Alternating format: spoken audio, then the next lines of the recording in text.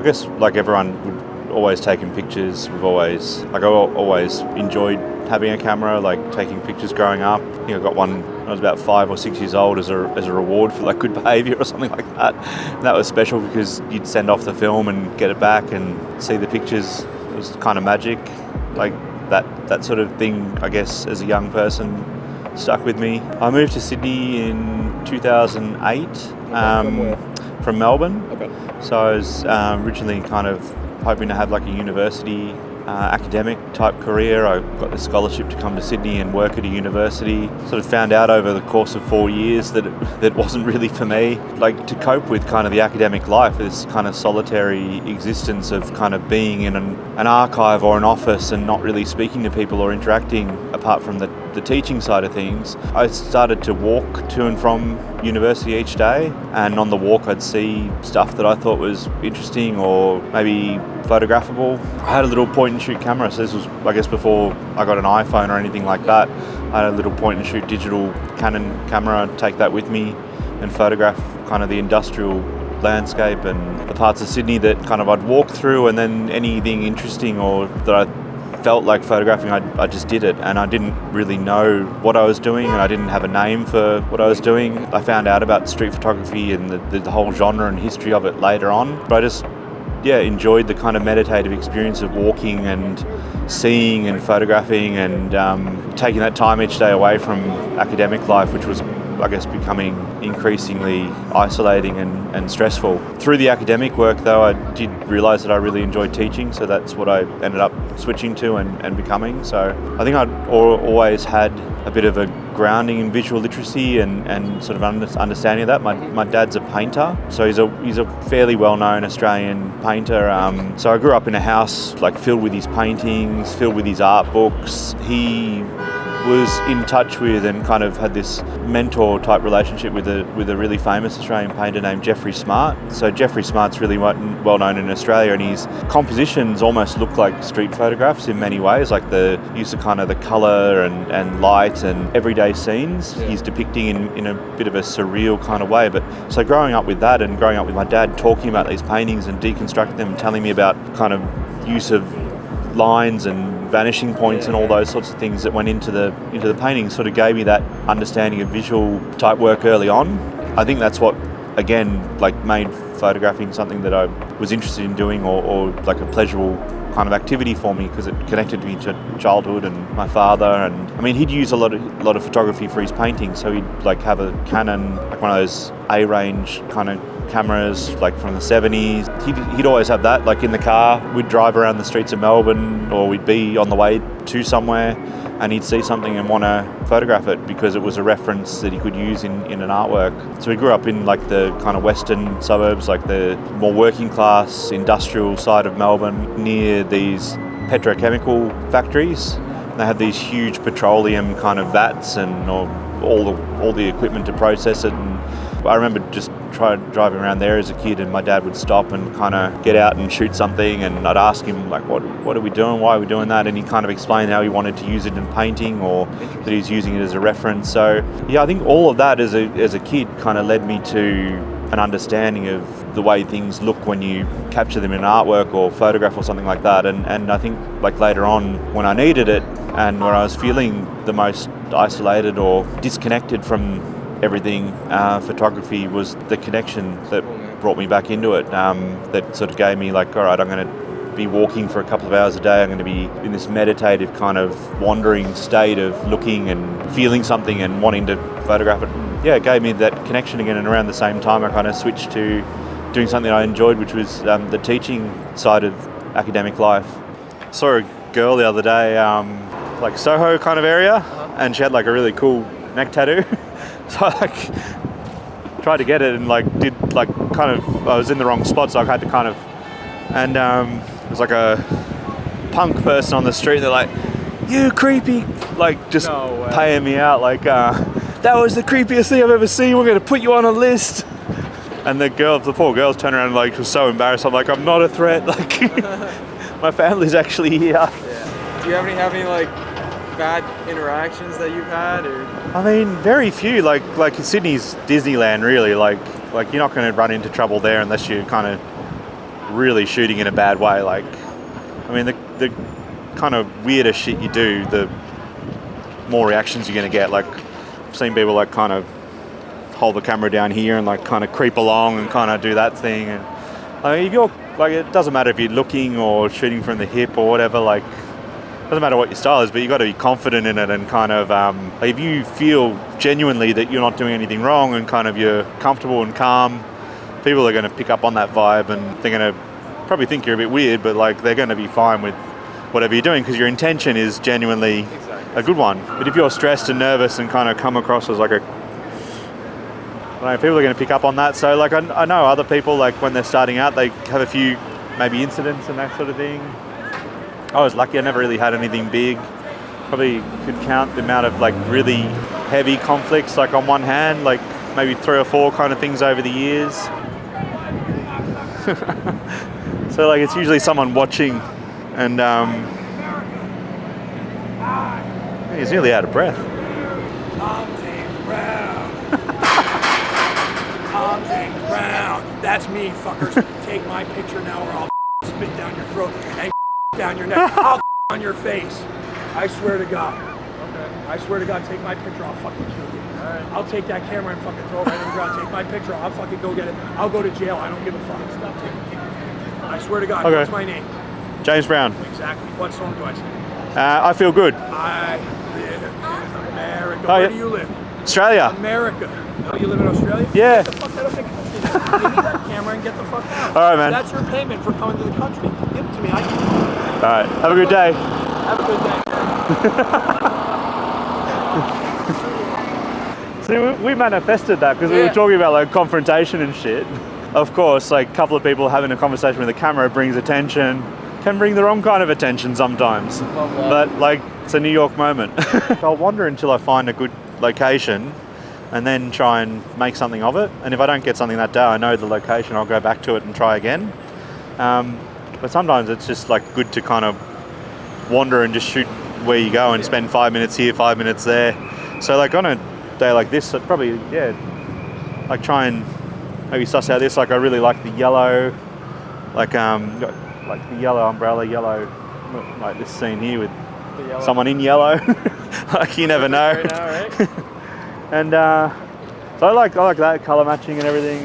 Just like the light, so I'd probably work that a little bit and change where I stand. Like if I saw something like this coming, I'd kind of figure out where to go. Camera with me kind of wherever I go, try and have something there if I need it. Like even when I was studying to be a teacher, I'd have the camera at university and kind of we'd go on lunch break and sort of be like on the grass on the university kind of campus and take some photos and that kind of thing. I was always kind of looking for something and needing to do that.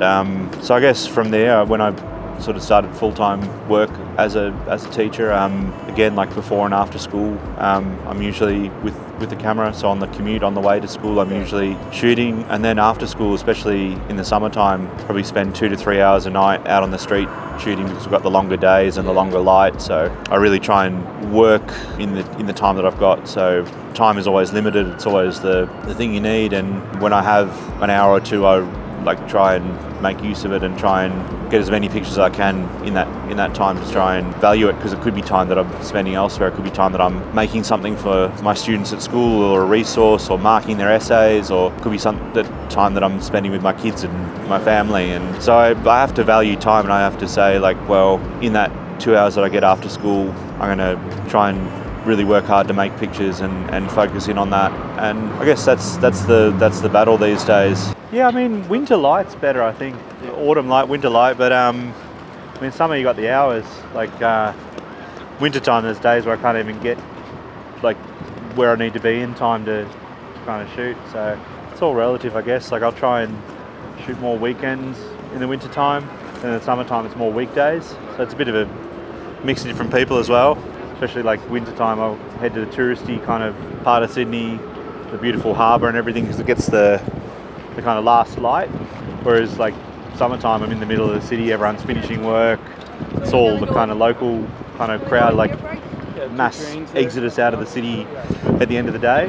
So it's just different times of year, different places.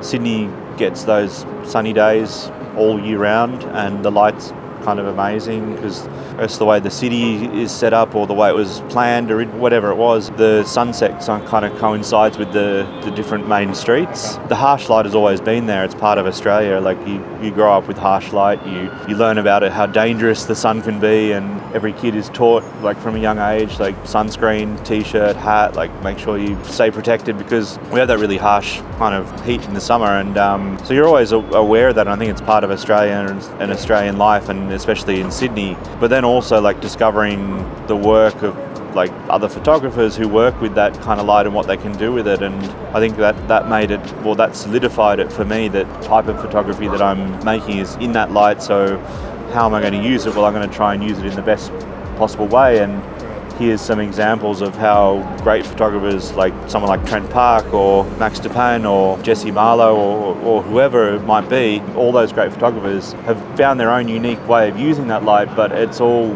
based on that harsh Australian light that we get, and they've all harnessed it in their own way and found their own styles, but they're all making use of that light. It's what we have and it's what's there. So a lot of people have that similar look in their photos. I think the battle is kind of making something of your own out of it. When you shoot a photo, right? Do you look at your photo? Or do you wait until the end of the day? I try and wait till the end, because otherwise I'll get obsessed, like going back through, and I'm very, I don't know, once I get into something, I get absorbed in it. So like on the train home or something like that, I might look at them, and then I'll remember a few photos probably that stood out from the day, and then when I'm going through them later on the computer and that kind of thing, I'll know to look for that particular photo. Like I was out the other night, and I was on the way to, I think it was like shopping or something, and it was like one of those steam vents. I was like, oh, that's a cool scene. I'll stay here for 5 minutes and kind of shoot it. And this guy dressed as Batman like came past and like stood in the right spot at the right time. So I was like, oh, Batman, like had to do it. So that was in the back of my mind. Like when I went put the photos on the computer later, I was like, all right, I've got to look for that Batman photo and see if it's any good. So that kind of thing, like I'll remember something from the day, or I'll see it on the back of the screen on the way home. But when I'm out and about, I try not to look at what I've taken and try and look for the next photo. Try and look for the next thing rather than get obsessed with what I took or what I missed. Because if I see something really good and like I miss it, get down on myself. Like I'm like, oh, fuck, I'm spending all this time on the street and I'm missing my photos and I'm not even doing a good job today, and like I'm not dialed in or in the zone or whatever you call it, and that just leads to the next failure and the next failure and the next failure. So you got to have that mind set when you're out, kind of something's going to happen, I've got to be ready, can't dwell on the past, got to kind of look for the next thing. So I usually try and stay at 1,000th of a second, just so nothing blurs in the frame. Like between 500 and 1,000 is pretty good. 2,000, use that on really, really harsh light, but usually stay at 1,000. And then all I do is kind of manipulate the aperture as I'm shooting, like depending on if I'm going into the light or with the light or offside onto the light. So if I'm side on, like this kind of f11 is pretty good. And that gets the kind of profile and leaves the background fairly dark. Yeah. If I'm going with the light, like I'm shooting towards you with the light, 100%, maybe f13. If I'm going into the light, strangely I'll go back to f8 because I don't want everyone to become a silhouette. Yeah. I want to have some details, but also the sky's going to blow out no matter what you do on a really sunny day. Like I'd rather have details in the subjects and that kind of thing. Yeah. So I try not to make like complete silhouettes of it. So I'll go back to f8 if I'm shooting into the sun. And the ISO stays the same the whole time. It's like 400. And when the light starts to go, I go to 800. And the longer I stay out, though, I try and bump the ISO rather than messing with the other settings. And then, I'll probably bump the ISO first of all, then do aperture. So I'll go to like FA 5.6, f4, and still try and get my zone right. And then the last thing I'll do is kind of do the shutter and dial the shutter down until eventually I'm like 3200 f4, 1/25th of a second or something. So yeah, digital was my first entry point in like around that kind of maybe 2010 to 2012 kind of era. And then only later I went back to film. So I shot film for a long time in black and white, just shooting family pictures. Like that's a series I've done since like my kids were like born. So I just really like the idea of shooting something different and slowing down and using a medium that kind of is attached to family and memory, because everyone remembers flicking through family photo albums or that kind of thing. And I think a lot of those pictures for me came from film photos when I was a kid, and my parents using film. And so yeah, that attachment for me made me want to like shoot family photos using film. I did it for many years, like sort of it's still going, I guess, that project. And then I tried it on the street a few times and would kind of start and stop. Last year, like I got to a tipping point where I looked at the amount of hard drives that I had shooting digital. I built this kind of system to like back everything up, and I just thought, oh, what am I doing with all these gigabytes? Like it's not a tangible thing that I can kind of put my hand on or touch and appreciate, and it's nice to have a digital archive and have all that work. I thought, well, if I'm taking 70,000 pictures a year, realistically, how many of them am I going back through and looking at and making something of? Do I have the time for that? What do I want to spend my time on? Do I want to spend it on going back through an archive and archiving and sorting? Or do I want to spend the time making more pictures? And you've got to be making pictures because it's just happening and continuing, and you'll never get that kind of moment back again. So yeah, I'm in that kind of space where I'm like, well, look at all these digital files, what am I doing with them? And I decided to switch to film then. So I did it for about a year, and that's a lot of the pictures, like you've probably seen a lot of the recent ones that I'm kind of putting up. That's just film that I'm getting developed every now and again. So I've got about maybe 100 rolls undeveloped film at the moment, still to kind of send off to the lab and get developed and that kind of thing. Recently went back to digital a little bit just before this trip because I didn't want to kind of shoot film and have to bring it through the airports and everything. Like just to have that freedom in a different city of just shooting whatever I felt whenever I felt. And it's just, there's no wrong photographs. Like whatever I'm feeling, I'll shoot. And I could really only feel like I could have that freedom or like afford that freedom with digital. So went back to the Q2, and I've got a Fuji GFX camera that I'm loaning it as well at the moment, so I'm shooting a bit of that, and just allows that freedom to kind of shoot everything and anything, and then I'll be able to go through the pictures later and see if there's something there. But I'm not sure what the goal is. Like I'm not sure what the end goal is, like what I want to have at the end of a career or something like that. It's not, I mean, really, like my stakes aren't that high. Like I'm working a full-time job. I've got a good full-time job. I'm earning money that way that's keeping my family kind of stable. Really, that's my wife. Like she earns the money and I kind of do my teaching thing. But like I really admire the people who do take that risk and do it. Like I think it's like amazing as like a young person starting out to go like, all right, that's what I want to be. That's where I want to go, and start making those steps kind of along the way to do it. Like a few of the photographers that I've like followed for years on social media, and even ones that I've known on like platforms like Reddit, when there was a Reddit street photography community for a while there that was really good.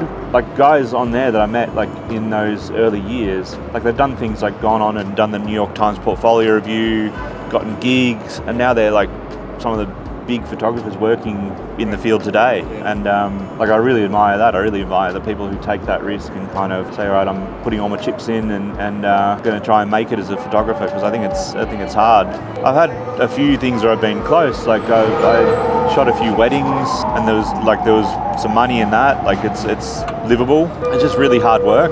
I've been close with like advertising and commercial stuff as well. Like I've done a couple of things here and there. Again, kind of they just come along too infrequently. Yeah, so I mean, I'd love to do it, but it's sort of that battle of having like a steady income and steady work versus doing something that you're really passionate about. Or I mean, I do love teaching as well. I love, like, my students are awesome. I've got a really good school, so I wouldn't want to give that away necessarily either. I like that balance of kind of having photography as kind of a outlet when school or work or life is stressful. Not looking to make it a career, but if it came along that I could like kind of do that would be cool. Really the main goal is just to keep trying to make good pictures and keep trying to make discoveries through photography. There's no like tangible goal like, oh, I want to get into this program or something, or in that journey of kind of trying to make the best work possible. There's projects that I work on, there's books that I have ideas for, like I've tried to publish a couple of books myself. There's like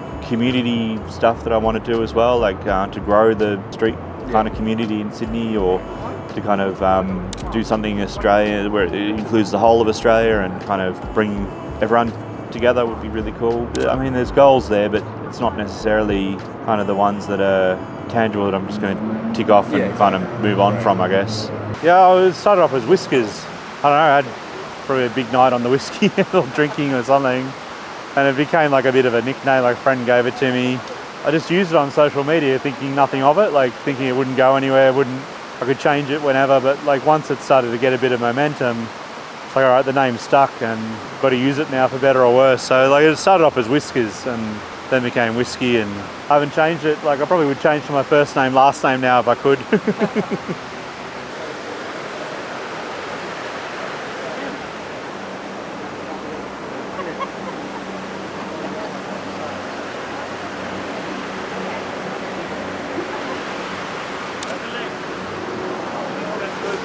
Sydney's my home base. Like it's the kind of one that every time I think I'm sick of it, like I'll go back out and go like, wow, like it is a beautiful city, and we're very lucky to live there. But there is that kind of undercurrent of kind of stuff happening at the moment that's also interesting for me as a long-term document of the city. We have this image of Sydney like it's this beautiful harbour city, and everyone's living an ideal life, and we're close to the beach, and like everyone's kind of enjoying the glamorous kind of lifestyle and everything like that. But underneath that, there's some real kind of issues. Like there's a big divide between the east and the west of Sydney, and kind of the working class, or the kind of areas with lots of people from different cultures and backgrounds. And so the multicultural part of Sydney is not often championed. Like we kind of had this image of Sydney as this kind of white beach-loving, kind of glittery, glamorous spot, but really like the real Sydney's, I think, a bit different to that. There's a bit of more of a mix and a bit more of a dynamic there. So that's interesting to observe. Like I'm usually in the city and in the city surrounds, you see that kind of interplay and interaction of different elements of society, and it makes you realise that, well, not everything's glamorous. And also, I mean, the same thing's happening here. The cost of living and everything is just crazy at the moment. Like Sydney, it's one of the worst in the world. My partner and I both like have good full-time jobs, and we kind of just hover above the line of kind of survival, like treading water, like kind of just treading water all the time to kind of keep afloat. I think that's just, it's like that for a lot of people in Sydney. They're kind of struggling to maintain that life that they have worked hard for. So, I mean, all that's interesting for me as a photographer, to kind of see or to live in that time, and the tension that's there, or the kind of the way society or the city is changing and evolving. And like I think I said it before, there's some things that have changed so dramatically in the last sort of 10 years, and there's some things that just are always going to be there, and both have photographically interesting kind of subjects. Shooting other cities, New York was obviously amazing. How's the experience been so far? How would you compare it's just like, it's overwhelming, but also it's just the best time. Like I went to this event, this bike kill.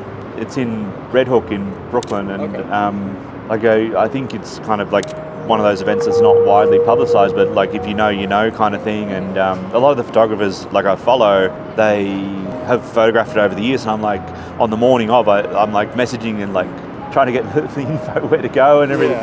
Luckily, like a couple of very nice people gave me the info, and I got there and I was like, this is like simultaneously the most crazy, amazing, electric kind of event that I've been to, like shooting for like forever. And it's something that you'd never kind of get or see in Australia. There'd be some sort of police shutdown straight away. The safety patrol will be in there kind of confiscating everything and kicking everyone out. And it's a shame, because Sydney's lost a lot of kind of its freedom in that way. Like we used to be like known as a 24-hour city. After kind of a couple of negative kind of incidents, like in the nightlife kind of areas of Sydney, they introduced these lockout laws, which kind of killed a lot of venues and businesses, and a lot of it's never come back. And they finally kind of lifted those laws, so a bit of nightlife and culture and live music and all those sort of things are coming back. But very slow. So like New York's been amazing. Like it's like there's something happening everywhere, all the time. It's been an amazing place to shoot. So while Sydney is my love and my long-term kind of project and everything, and that's going to be the body of work I'm working on until eventually we have to move away because it gets too expensive. Yeah, New York's been the most fun I've had shooting in a long time. So that's my partner Louisa and kids. A bit of a chaotic time for us because we were looking for a new house to live in, sort of around the time of lockdowns and that kind of thing, and Australia had some really severe lockdowns because they were able to keep the pandemic out of Australia for so long. So we were in the middle of kind of a reprieve from the lockdowns, and we had to find a new place because the owner of our previous one wanted to sell. So we were like dragging the kids along to inspections. Like the rule is in Australia for an apartment you have to inspect it before you do the contract and everything. So yeah, we were trying to, I think, do like 5 or 6 inspections in one day and trying to find the right one that would suit us as a family. And we were just basically running around our local area going to all the inspections, and the kids were exhausted and there was lots of stress, and you can see like the look Louise is giving me in the photo. Like she's like, why are you taking a photo right now? But it was this amazing scene where we're in this industrial kind of part where they're building a new subway system, like they call it the metro. Yeah. And so everything looks really bleak and industrial and everything, and the kids are kind of running riot, and like one of them's like practicing his taekwondo kicks, and the other one's like pushing the pole for some reason, like or spinning around the pole, I think, and Louisa just wants to get home or get over it. Like I took this photo and I thought it was a really good frame because every kind of part of it was filled, and it's got all the principles of like what I look for in a street photo, that kind of got the 3 layers of depth, like a foreground, middle ground, background. It's got elements around the frame that are filled, and the composition's quite nice. So I was like, all right, if I took that as a street photo, I'd be quite happy. So I think this is a pretty good frame, and I entered it in a prize called Australian Life, which is kind of one of our best photography competitions because it's free to enter, and if you win $10,000, and like it's a big one to get. Luckily, like all through whatever reason, the judges and all those sorts of things, I got picked as a finalist, and it eventually won the prize. Wow. So it's a family shot that I took on this really maybe stressful kind of terrible time. Yeah. And it's gone on to be probably the most successful image I've made, which is a real irony. So the Flickr community was kind of still going. There was a group on there which had like weekly challenges, or I think it was maybe fortnightly challenges. The book that sort of started for a lot of people was Street Photography Now, and that was like the Bible of street photography for a lot of people, and probably the first or second book I bought in the compendium for the first time, Street Photography Now. To celebrate it, Thames and Hudson used the Flickr community because that's where the street photography community really was, and they ran a competition where everyone in the book, every photographer in the book would set a challenge, and then they'd run this year-long, I think it ran for nearly a year. The photographers would have a week to do that challenge, then submit their photo. Whoever had the best overall body of work for the year would be the winner. They kept that practice going of doing weekly challenges, or every two, I think it moved to 2 weeks, and you'd have a great photographer like pop on Flickr and set a challenge for that 2 weeks, or a theme that people had to do. So you'd have 2 weeks to shoot it, then they'd pick their favourites and actually comment. Lots of them would tell you why they picked it. And that was a big learning experience because you'd actually understand, like, all right, this is what Matt Stewart thinks of a photo. You'd understand like why they're choosing certain photos or what made that photo kind of work for them. And from that, it was a big learning experience. So I got into that, started participating in that group, doing the challenges. And that photo, I guess, was the first one that kind of I made during that time that sort of stood out and got noticed by a few people, and I had a few people contact me and say, oh wow, it's a great shot. And David Gibson, another great photographer who was on Flickr back then, picked it for a photo book, 100 great street photographs. So I was really honoured to be in that, and like it's like alongside some of the people that I really idolise. So it's the first one that like I had that feedback that I knew I had something interesting or special. Yeah. The challenge was maybe something like to get out at a different time of day, or to shoot like outside your comfort zone or something like that. So I think I was in the middle of retraining as a teacher, so I was doing university, but also like to make a bit of money, I was tutoring senior students. So like I was on the way to an appointment and it got cancelled, So I had maybe like 2 or 3 hours to kill, and normally I wouldn't shoot in the mornings. It was really like foggy, like lots of mist and fog, and didn't look like it was going to be a very nice day. So again, like that's something I wouldn't normally kind of go out and shoot, but I was trying to push myself and do this challenge. Got to Circular Quay, which is the harbour kind of precinct of Sydney. The fog started to clear and the sun started to come through, and we get this like beautiful winter sun. This like around July, August, and started to come through and hit this building, and because there was still some fog lingering, it created this really dramatic effect. And so I was shooting that for maybe half an hour, like trying to get pedestrians in front of it or go closer to the water, try and get a landscape type shot. I think, maybe I was thinking about leaving or kind of done with it. Like I took a few more shots and these birds kind of flew through the scene. I clocked it because it came from behind me, and they kind of came in from behind. So I saw something out of the corner of my eye moving, and I took the shot thinking like, I probably didn't get anything.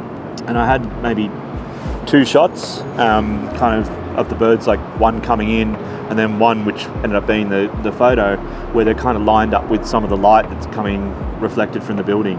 Yeah, it's just one of those moments where you couldn't predict it. I wouldn't put that photo together in my kind of wildest imaginings of what a great photo or a street photo looks like.